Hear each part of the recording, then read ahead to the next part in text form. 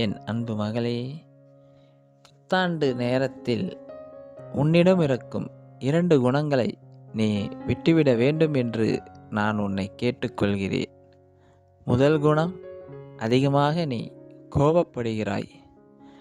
கோபம் நெருப்பு போன்றது.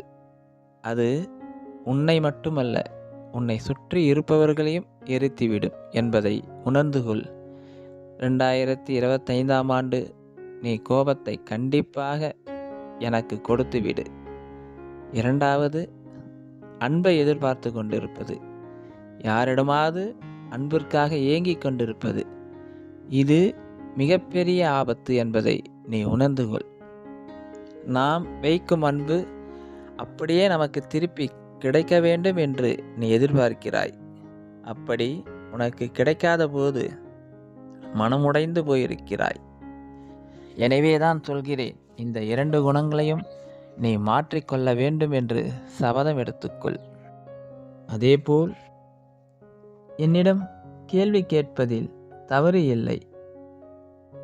என்னிடம் அன்பு செலுத்துவது மட்டுமல்லாமல் என்னோடு வாதம் செய்யவும் சண்டை போடவும் கூட உனக்கு உரிமை இருக்கிறது.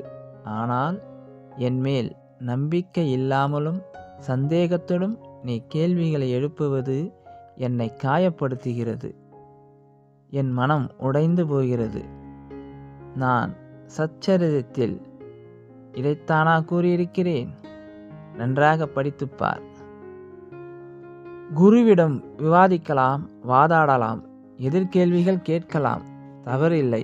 ஆனால் அவை அனைத்தும் குரு பக்தி மரியாதையோடு இருக்க வேண்டும்.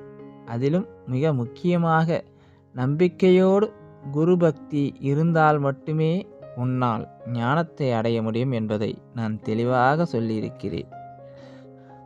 ஆனால் நீ சில சமயங்களில் நம்பிக்கை உடைந்து போய் என்னோடு சண்டை போடுகிறாய்.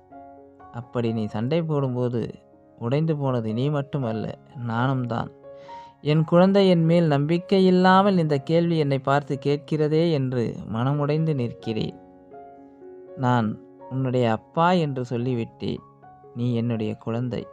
எனவே உன்னை நல்ல நிலைமைக்கு கொண்டு வருவேன் என்று நம்பிக்கையோடு என் கையை பிடித்து கொண்டு வா.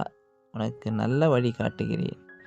2025ஆம் ஆண்டு உனக்கு சிறப்பான ஆண்டாக மாற்றி உன் வாழ்க்கையில் தீபத்தை ஏற்றி சந்தோஷத்தை வாரி வழங்குகிறேன் என்று நான் உனக்கு உறுதி கூறுகிறேன்.